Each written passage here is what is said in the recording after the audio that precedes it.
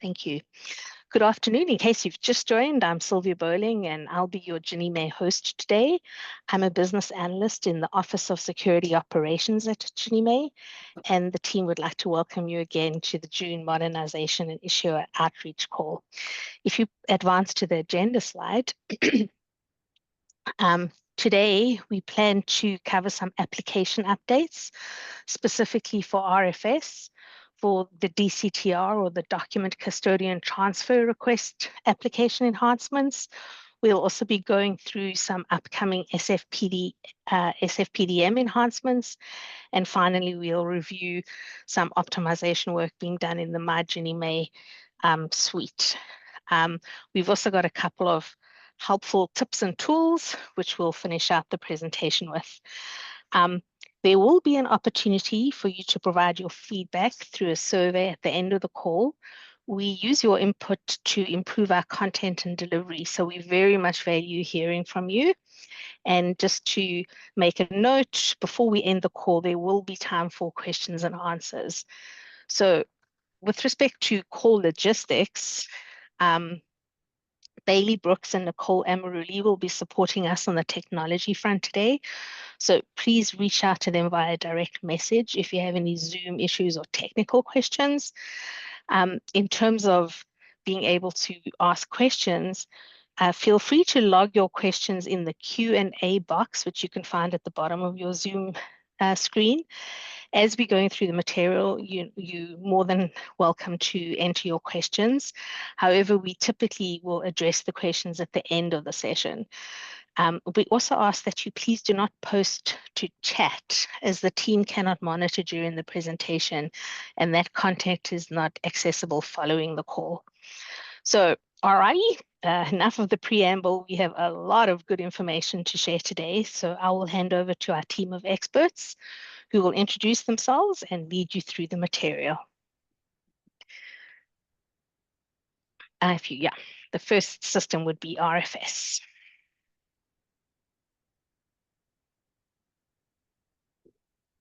Thank you, Sylvia. This is Paul St. Laurent at Ginnie Mae, and I welcome you all to a short presentation with respect to this matching and suspense. I am joined by Gail Smith, who is a data vendor colleague at Ginnie Mae as well. Gail may be able to fill in some additional details about this update we have for matching and suspense. Now, in particular, we are talking about notices that Ginnie Mae pushes out to issuers periodically. They're called e-notifications, and they range in a wide variety of topics at Ginnie Mae, from pooling to reporting to many, many different things, almost every single day. I want to talk a little bit about on this slide here, one that some of you may have noticed before, and it has to do with the loan matching process at Ginnie Mae. At a very high level, what Ginnie Mae is doing here, as you probably know, is simply making sure our pooled loans have the requisite insurance or guarantee. Some of the e-notifications that you might have seen before that get pushed out, they have, criteria and other things in the background where Ginnie Mae has set up the necessary triggers, right, when Ginnie Mae wishes to follow up with issuers. Now, this change in the mass module, right, RFS, is going to simply extend the time frame when issuers can go in and pull down these e-notifications. It used to be 30 days, and it's going to be pushed out to 10 months. So that's a useful update to you in many ways. Again, let me just talk a little bit more about some of the process, if you will, right? These e-notifications are scripted by Ginnie Mae, right? They're very, very precise. They often, they always will, kind of link to certain loans that Ginnie Mae is looking issuers to look into, right? It starts off very gradually, right? Simple reminders, and then there is a point of escalation. Right, Ginnie Mae wants to make sure you are paying attention and monitoring these e-notifications, right? Ginnie Mae doesn't want to be escalating things and following up later on, right? I think much of this can be handled with some of the materials and other reference things that Ginnie Mae's provided. So let me just lastly say, again, as the slide indicates, if you are working in response to some of these e-notifications, right, and it does come up, right, that you want to share documents, mortgages, mortgage insurance certificates, LGCs, et cetera, right, we do ask you, right, that, don't send these on email, right? If Ginnie Mae requests them to be sent, send them only to Ginnie Mae, right? So that's all I have at this time. One last thing I would say would be, by extending the window for issuers to go in and review these e-notifications, this will also help on Ginnie Mae field reviews, right? Some of these unmatched loans that underlie these e-notifications get tested by our field review contractor. So issuers, again, paying attention here and doing what Ginnie Mae asks be done on these e-notifications will help you on the Ginnie Mae field reviews. So I will stop there and entertain any questions at the appropriate time.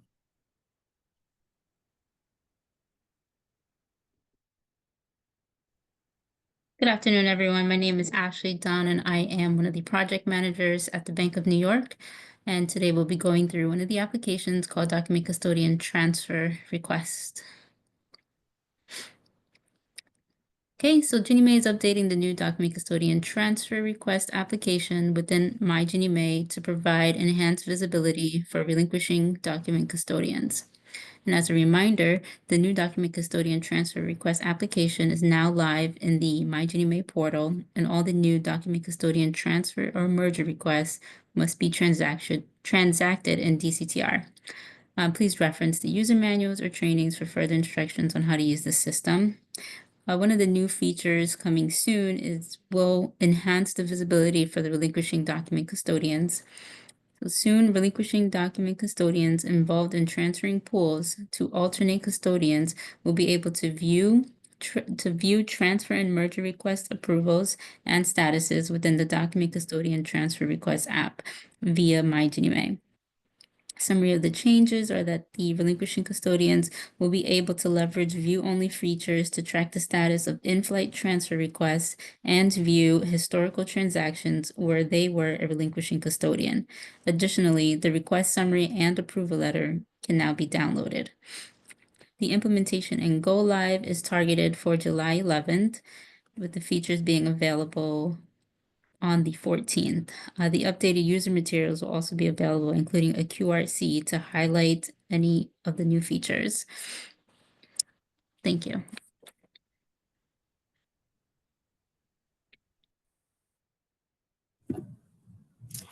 Good afternoon. My name is LaWanda Dates, and I am the Senior IT Project Manager here at Ginnie Mae. And I will be speaking about the upcoming enhancements to SFPDM, the Single Family Module Pool Delivery Module. So Ginnie Mae, we are modernizing the Single Family Pool Delivery Module by streamlining the business processes and updating key features. Some issuers have requested some changes. So we have some enhancements that are planned prior to the end of the calendar year. We will have modernization bulletins, which will provide additional details as to the new features, and they will be made available likely across the various multiple releases that we have scheduled.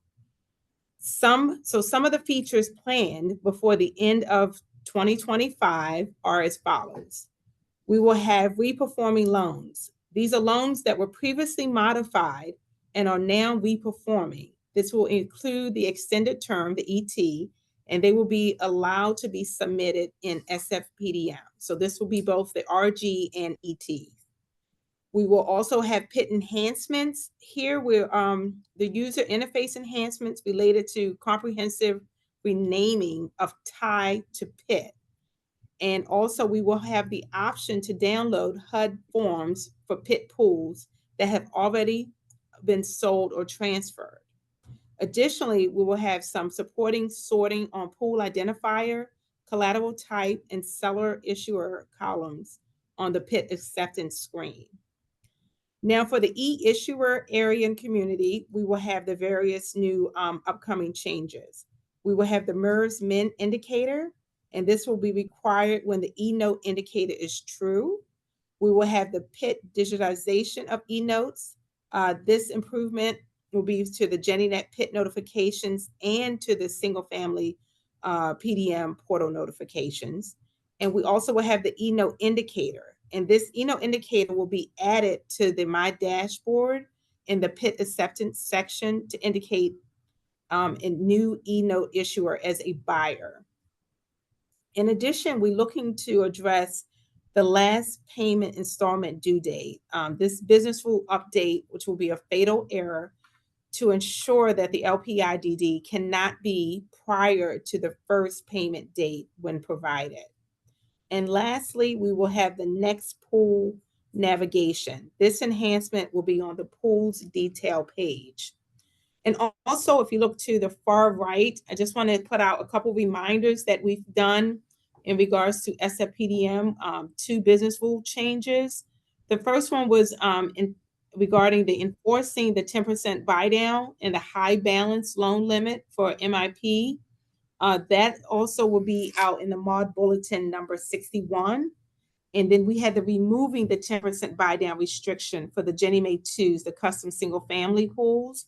And that is out in MOD Bulletin number 62. And that concludes my report regarding the upcoming enhancements for SFPDM.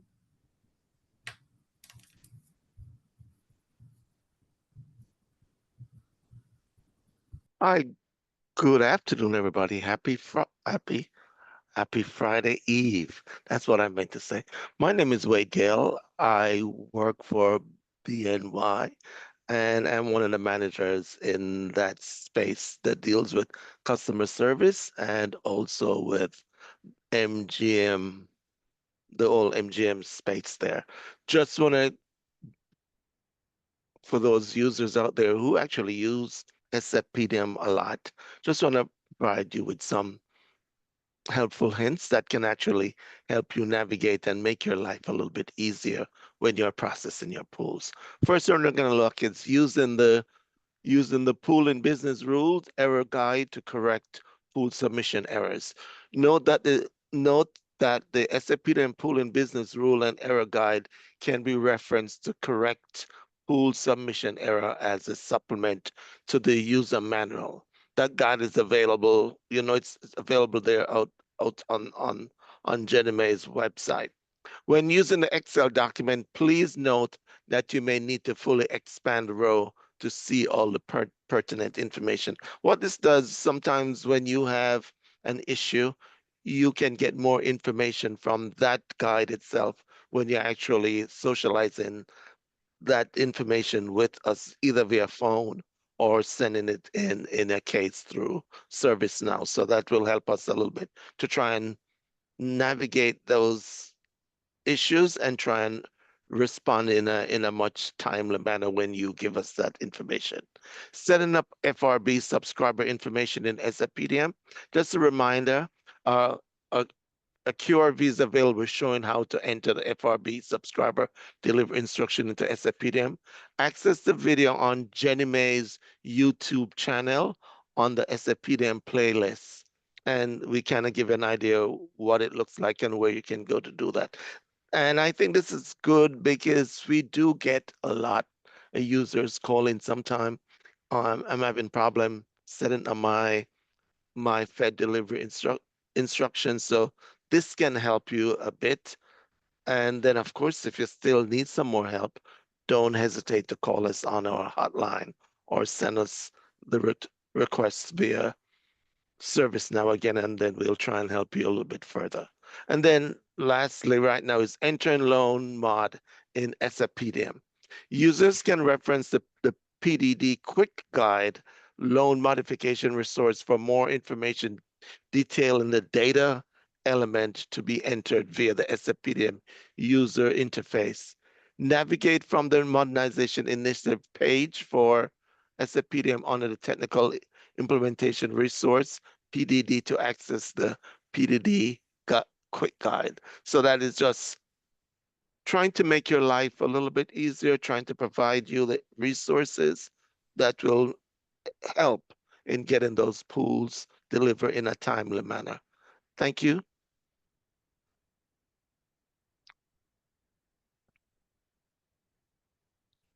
Oh, this is also me. Hi, everybody. Wait again. And this is just everybody, like if you're issuing pools in SFPDM, you have been hearing all along the VTT. We always encourage users when they're setting up their files for the first time, where they do get that file from your vendor, run those files through the VTT.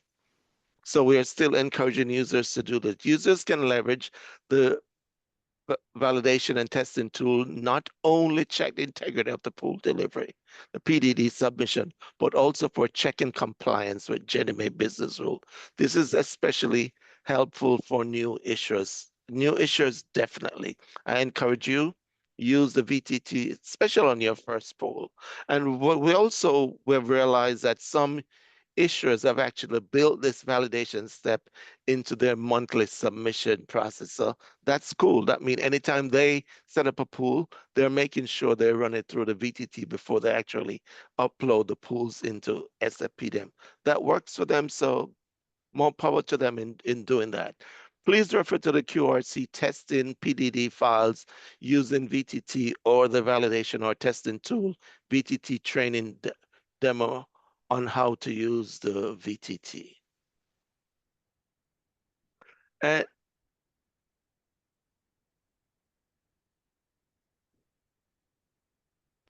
I think I'm done. Thank you. Thanks, Wade. Our next topic is My Ginnie Mae optimization. So I'll hand it over to the next subject matter expert here. Hello again, my name is Ashley Dunn from BNY, and we'll just go through the My Ginnie Mae optimization.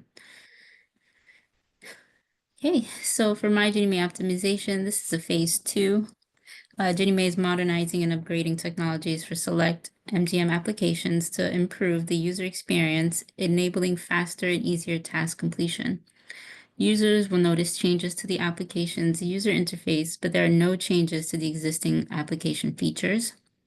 The user interface improvements, the issuers will observe redesigned user interface layouts reflecting the upgrades. This can be filters, tables, and various objects. So the summary of changes, the improvements will only include a refreshed look and feel with no changes to the existing functions or processes. This will help improve ease of use and efficiency, resulting in faster workflows and increased productivity. The existing user manuals and QRCs will be updated for each application in scope. For the upcoming upgrades for the issuer applications, we're targeting July 28th go live. This will include the CM, Commitment Management Application, RPN, which is Request Pool Numbers, VRA, which is the Verify Role Assignment, MAMS for Master Agreements, PTS for Pool Transfers, Submission Center, and the dashboard widgets will also be enhanced for the CM and pool number applications. One of the applications that have already gone live was the Platinum application, which went live most recently in February of this year. Thank you. Okay, we're going to pick it up with some additional tips and tools that you might find useful in your daily work. If you could advance the slide. So we just wanted to highlight 3 things. One, we do want to mention that the Ginnie Mae preferred browsers are Chrome and Edge. So if you do encounter problems in any of the applications that you're in, please try another browser, either using Chrome or Edge, and you might find that that would actually resolve your issues. We also want to quickly highlight MGM user registration. When org admins send out the link to new users, we've heard from some that users encounter an issue when clicking the link.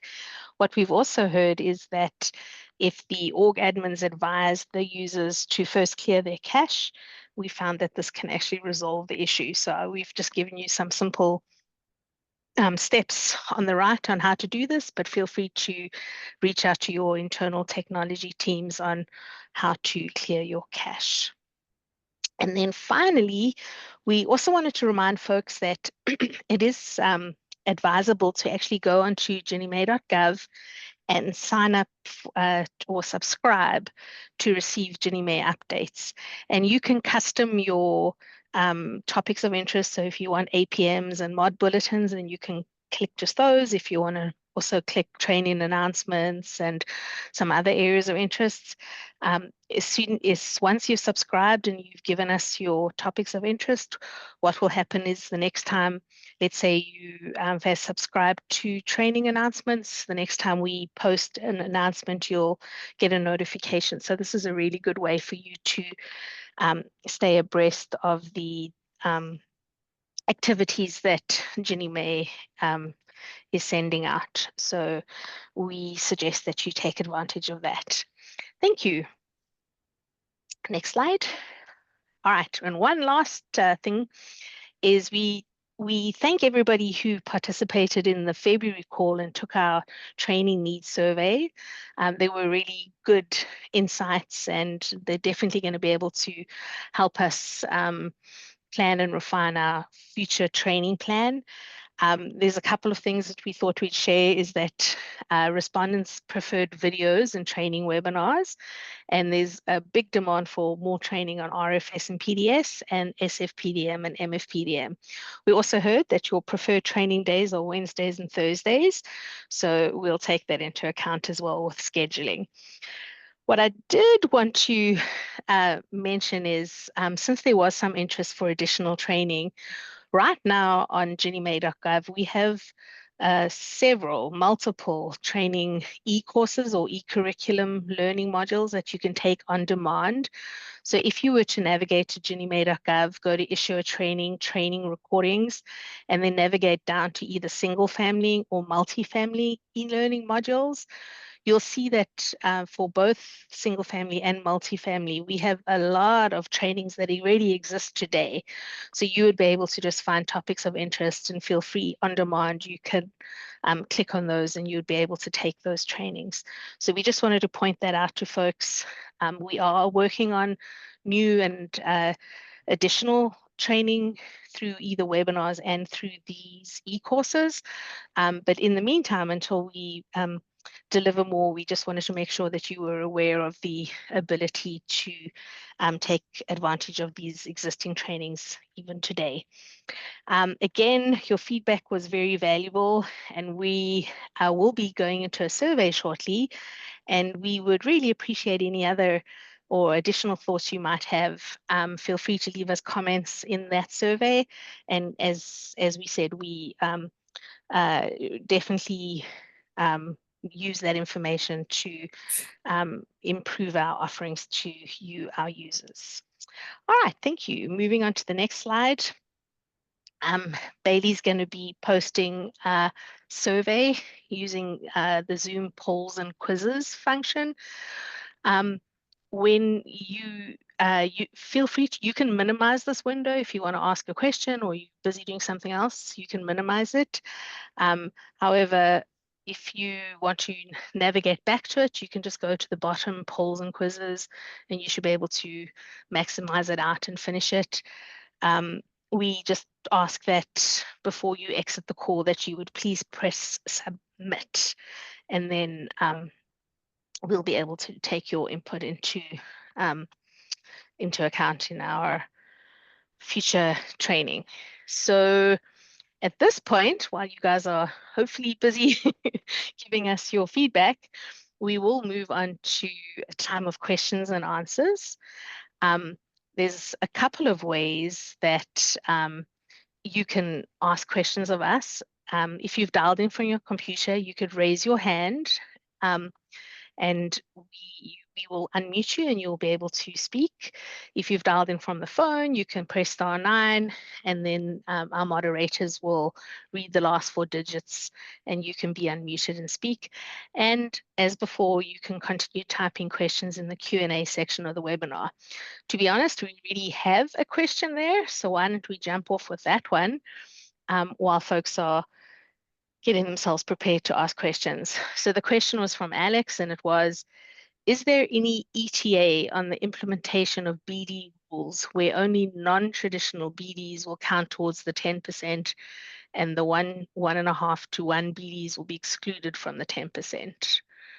If one of our SFPDM folks could jump in there.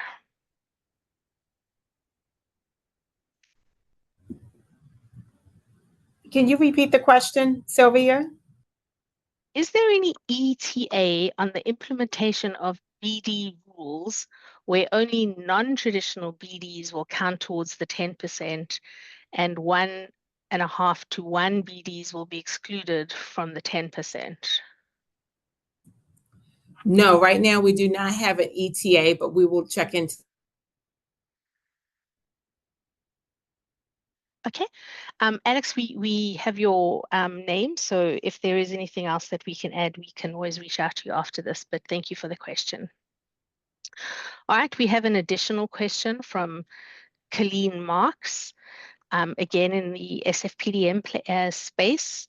Hi, when attesting to a large number of pools in SFPDM, when I have finished viewing the two forms, 11705 and 11706, and I then proceed and select all pools to confirm attestation and submit the pools, the system does not grab all of the pools and will selectively or select randomly some of the pools, but not the entire set of pools that have been attested to. So the example she gives is, so there's 40 pools that have been attested. When she hits the select all, the system might only select 23 or so. And then she has to go back and manually check the box for the remaining pools for them to be submitted. So she is asking, is this a known issue?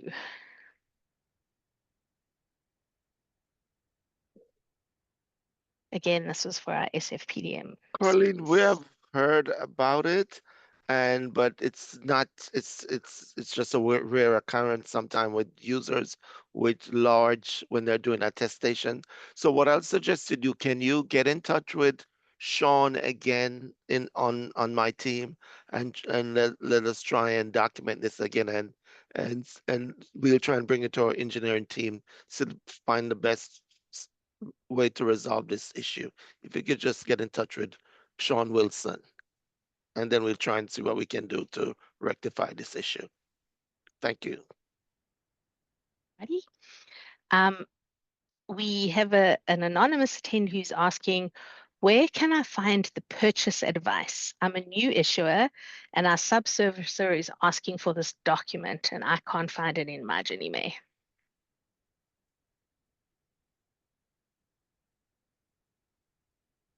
Most likely the purchase advice is not going to be in my Ginnie Mae.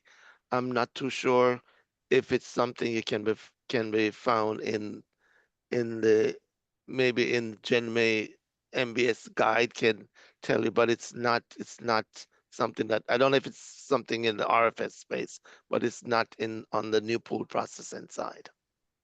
I don't know if RFS or anybody else can engage in that.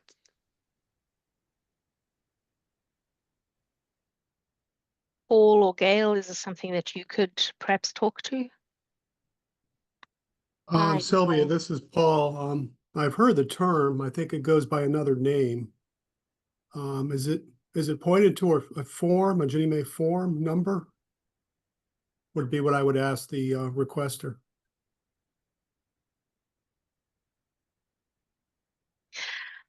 If the person that asked this question could maybe just come back with a little bit more information, we might be able to help. If not, we might have to ask that you contact Ask Ginnie Mae. But if you could just, while we're answering other questions, if you can give us a little bit more information, we'll try to answer it on this call. Alrighty. Katie Barr is letting us know that she's completely new to the process of buying homes. And I think this might be a second follow-up to that is, does it take about 10 months before the transfer is final? So Katie, we might need a little bit more information from you as well. If you want to come off mute, you can raise your hand and we can maybe just talk you through this. I wasn't 100% sure what your question is. So feel free to either raise your hand or if you're on your, Can you hear me? yes, we can hear you. There you Okay, go. okay. Great. Yeah, I was just curious, you know, like the 10 months before the transfer's final, like how long would it take for a tenant or person to be able to move into the home? And then, you know, those are my two questions that I got right now. Are you asking in the context of an individual home buyer? Well, yeah, like if, you know, somebody's getting ready to, you know, they want to buy a home and then, you know, they apply for the loan for the home and then if it gets approved and all that, I just don't know the process of all that. Sure. I think the best, possibly the best outlook for you might be to either contact your realtor or if you have if you already have a mortgage, whoever's servicing that mortgage. But I think a realtor would probably be in a position to be able to give you that information, as Ginnie Mae typically gets these loans once you know the mortgage has been finalized. But thank you for your Gotcha. question, but I think this might just be the wrong forum. Thank Okay, you. thank you. Thank you. Todd asked a question: when did Ginnie Mae start to allow pit pools with e-notes?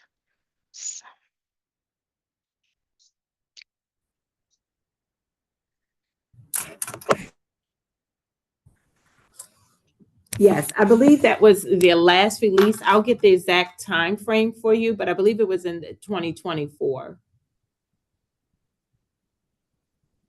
Okay, and we have your name, Todd, so we can get back to you after this call. Okay. I see Christy has come in to help us with answering the purchase advice question. She points out that the purchase advice is a Fannie Mae term and that the equivalent in Ginnie Mae is the 11705 and the 11706. So thank you for giving us that additional information. Thank you, Christy. Absolutely. And Peggy also helping. Thank you. Great. So I know it's an anonymous answer, but if you could just give us a heads up if that answers your question. Oh, there we go.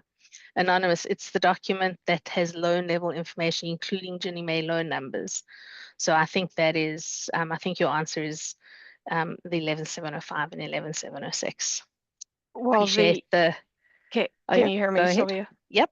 Yes. Okay. The 11706 would have the loan level information, but I don't think that has the Ginnie Mae unique loan IDs. So the purchase advice is much more of a Fannie Mae and Freddie Mac term because Fannie Mae and Freddie Mac purchases the loans. Ginnie Mae does not purchase loans from issuers. So the process with Ginnie Mae is different. Okay, great. Good information. Thank you so much. All right, I know we have two hands raised. Let's hop over to those to give the folks a chance, and then we'll come back to any unanswered Q&A questions. So feel free to keep typing your questions in. So Bailey, if you want to unmute our folks with questions. Yes, our first attendee with their hand raised is Louis Rangel. And Louise, you have been placed off of mute and can ask your question now.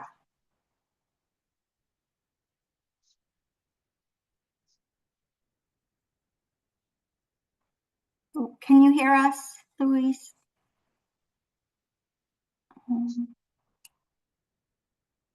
Hello, can you hear me? Yes. Okay, so I'm actually the one that's asking about the purchase advice. And our subservicer says or was requesting a document in an XML format that had the Ginnie Mae loan number or yeah. And so when we sent the 11705 and 11706, they said that that wasn't it.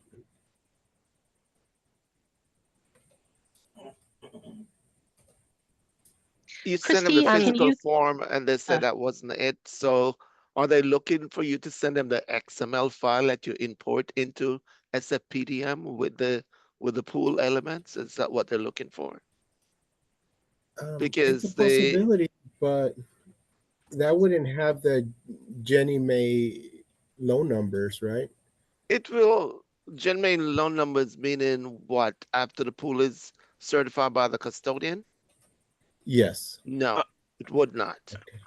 Right, So because what? that Yeah. the Ginnie Mae loan number is actually in e-notification within RFS after the pool is initial certified.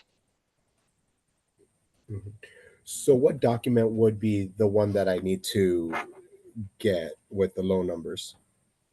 That would be more of a question from your subservicer. Maybe Yeah. go ahead, Wade.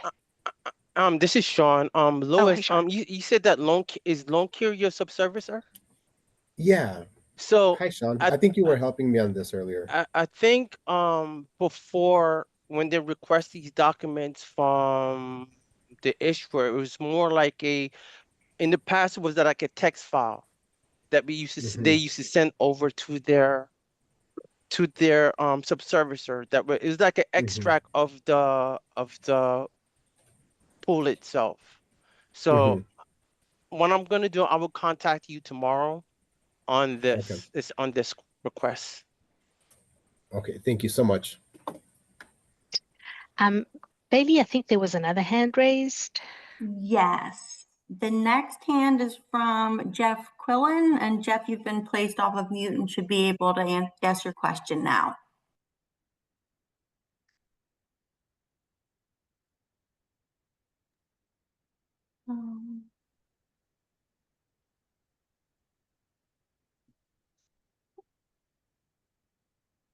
Can you hear us, Jeff? Yes. Thank you. I noticed on the APM that you sent out earlier this week on the new 11708, we've been able to modify it on our mail merge, but I'm inquiring as to when I can expect an updated version within MGM, my Ginnie Mae.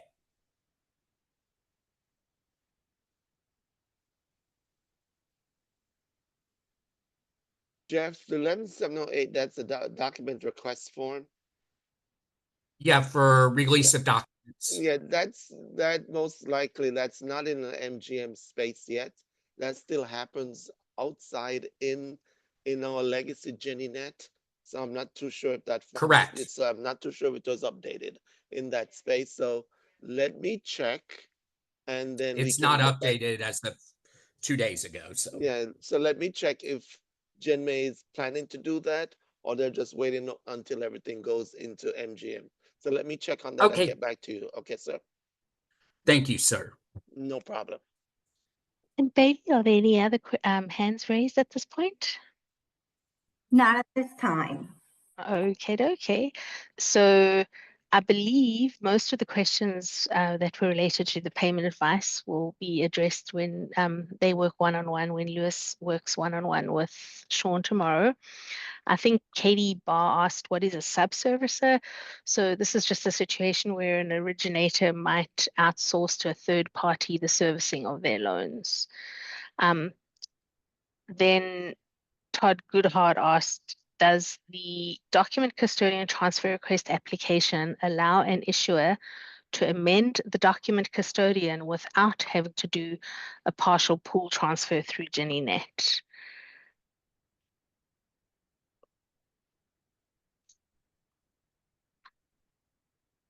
Is there someone from DCTR or Wade? Maybe Can you you can take read this that? one? Can you read it again, Sylvia? Sure. Does the DCTR application allow an issuer to amend the document custodian without having to do a partial pool transfer through GinnieNet?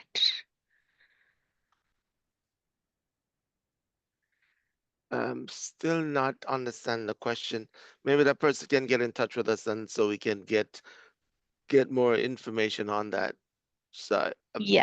So I think the document custodian transfer request application is really the application where you would go into to create a request to transfer full or partial or to merge custodians. But I think the best way to, Todd, if you don't mind, either reach out to us through askginniemay@hud.gov, or Wade can corral the correct folks and we can reach out to you. So I think that might be the best way to walk through that in detail. I think Todd is one of our fans, so we know who he is, so he can get in touch with us and we can try and get a better understanding of his question. Excellent. Well, appreciate that. Any hands raised at this point? Not at this time, no. Okay. I believe we have covered all the Q&A questions that I've seen. If for whatever reason, oh, there we go. Paul has asked a question. So Paul asks, we have downloaded the Ginnie Mae XML file after initial certification. And the Ginnie Mae loan number can be found on that XML file that's exported from SFPDM. So I think that's just the community helping each other. So thank you for that. We appreciate you giving us that information. Alrighty. I don't see any new Q&As. Does anybody else have a question? Anybody else have any comments?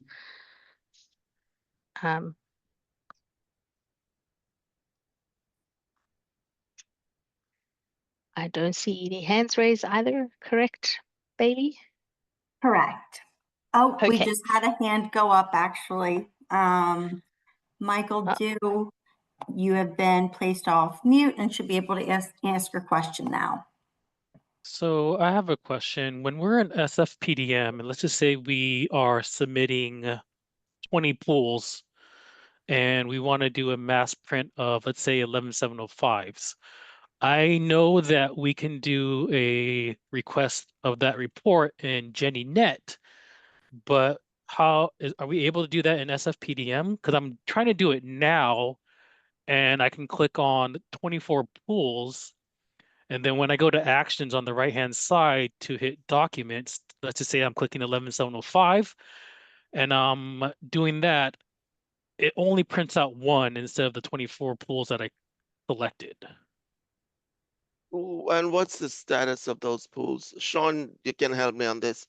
What's the status of the pools? Are they in draft or past business rules? They're in initial certified. Sean, can we do bulk submissions, printing for those with the initial certification? I think are you clicking when you select all the pools on the pools and details screen, where are you going to pull the report?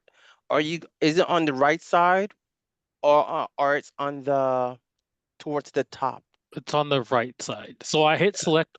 They're all in the status is initial certified right now. Uh-huh. And then I click on all the loans that are in that initial certified, which is 24. Uh-huh. And then I go on the right-hand side to do you see anything up top? Like above the pools and loans? No, there's nothing that shows where I can Okay. have the option. It's just the only options I have is export pools or export edit reports. But I'm trying to do the 11705s, and sometimes we have to do the 11706 or the 11711Bs. I think I probably had to have a quick Teams meeting with you just to see what you're doing on your side. Mm-hmm. So if anything, can you reach out to us at the help desk? Yeah, we'll do. Yeah, that's you took it out of my mouth. That's what I was going to suggest. Let's go to the Teams thing so we can exactly see what's going on there.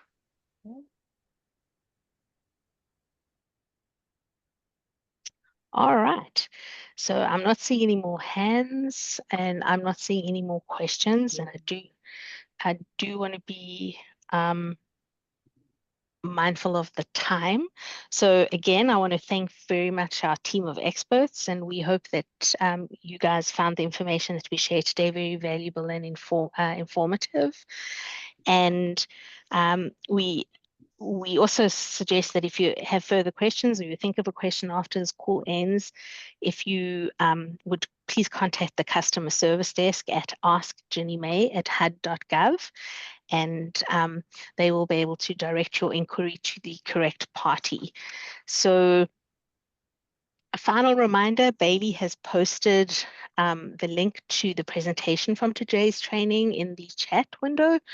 And you can also go to ginniemay.gov under Issuer Training Tools and Resources in order to find the deck. So you can be able to access that after this call is over. And again, we suggest that you sign up to receive notifications of future training events. And again, we thank you for your time and participation today. And for those that have completed the survey, we appreciate you taking the time to do so. And we appreciate your insights and feedback as well. So if there's no other questions, we'll probably just hang around for a couple of minutes in case there's one last question, but to be mindful and respectful of everyone's time, we thank everybody for participating, and we will see you at the next Ginnie Mae outreach event. Thank you. Thank you. Thanks. Thank you so much. I appreciate your time too. A pleasure.